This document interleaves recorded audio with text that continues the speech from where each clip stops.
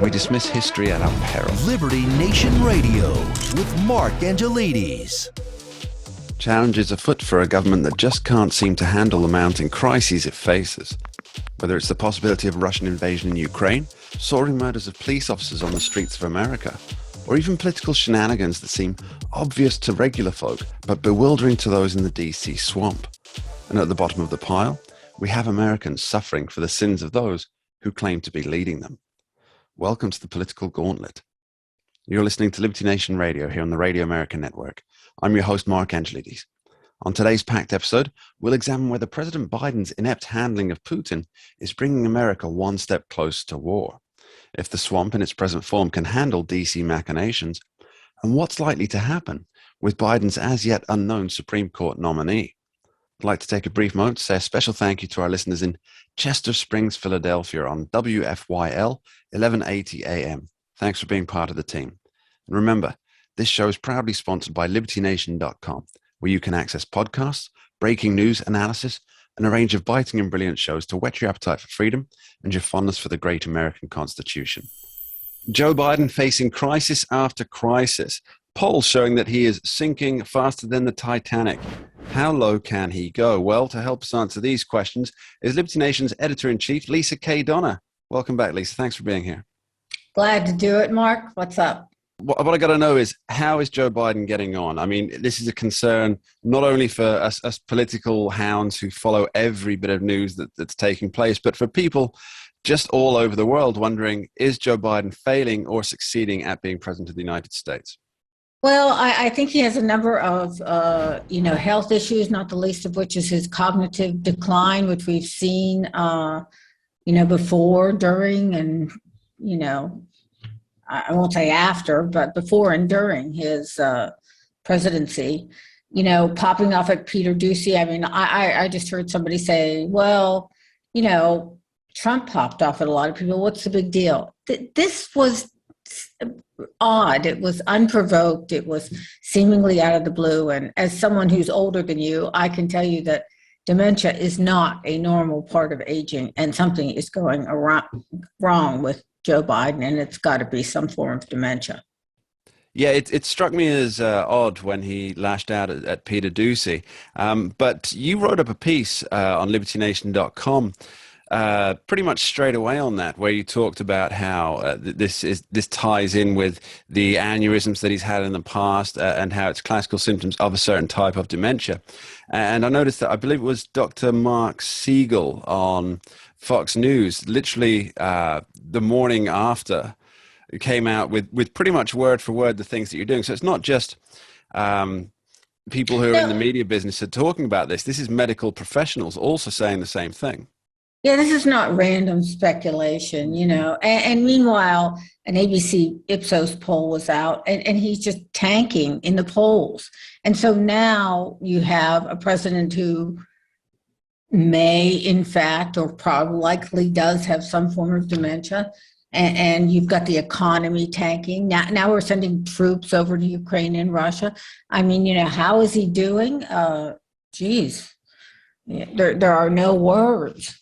Well, let's jump into that ABC News Ipsos poll, because that was rather startling as far as I'm concerned. I mean, on the economy, you had, I believe it was 75% describing the economy as not so good.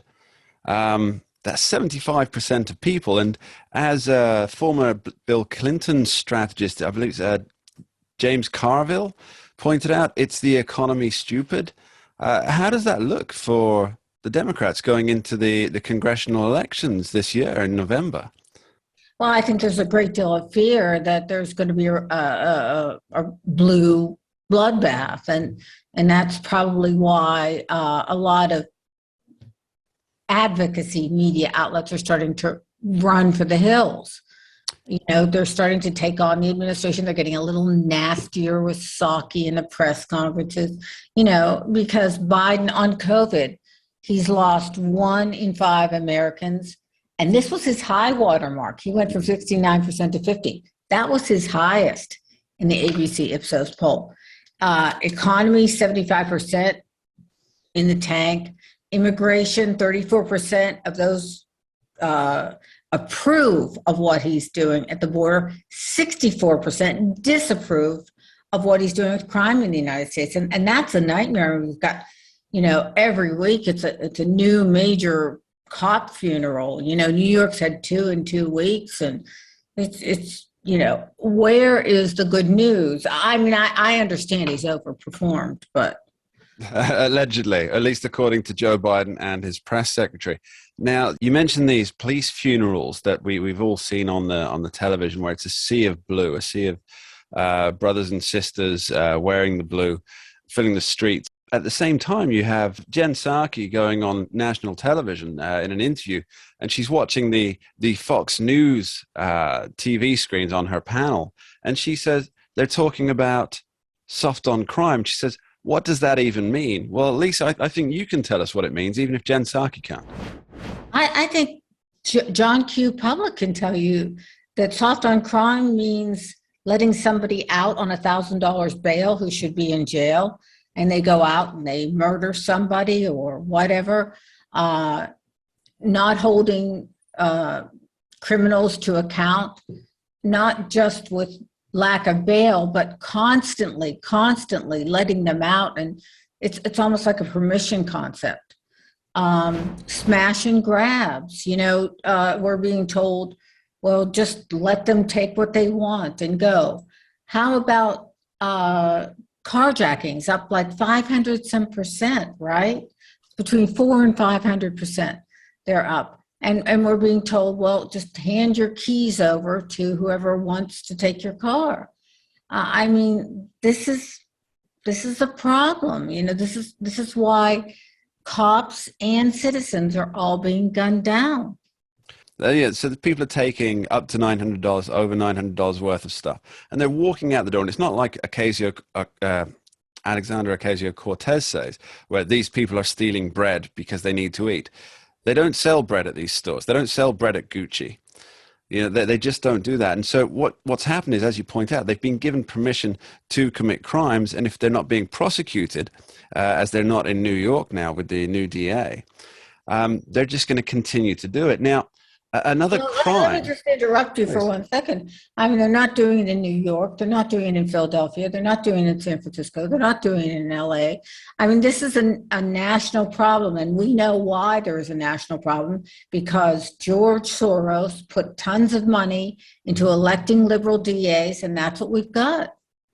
Now, let's talk about another crime, or at least it's a crime as far as most of John Q. Public, as you point out, see it.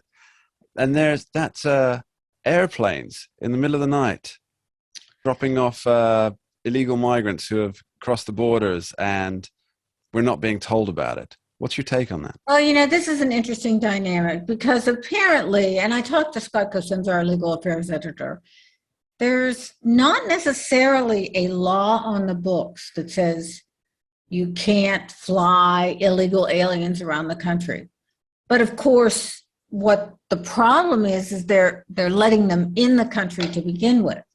So apparently some kind of law has to be enacted. But, I think there's just kind of a moral and ethical issue with flying people to communities in the dead of night and not telling the people in that community, and, letting them know that there are new people arriving to live with them, and who are they and how many and when and where. It feels really dirty, underhanded, like a clandestine operation. Well, it's not just the people in the communities, is it? It's the governors, it's law enforcement, it's the locally elected leaders. They don't know either. This is all being done by the federal government against the state governments. And I think that, the states, people pay the taxes. They pay it for schools, they pay it for hospitals, facilities, things like this. And all that taxpayer money, if you have an extra 5,000 people in a small community, you'll need more hospitals, you need more school places. So what's happening to the services that they're paying for already through their tax dollars? It's like they're getting on the plane and, would you like a cocktail courtesy of the taxpayer of, the United States? I mean, look, everything is being paid for. These people are going to go to our schools. They're, But the original sin really is letting them in, and we've been letting a lot of folks in, and that's the problem. I think, sending them to these communities is just not great. It's not the best way to handle a situation. But, they're trying to scoot them off the border so that there isn't 17,000 of them stuck underneath the Del Rio Bridge.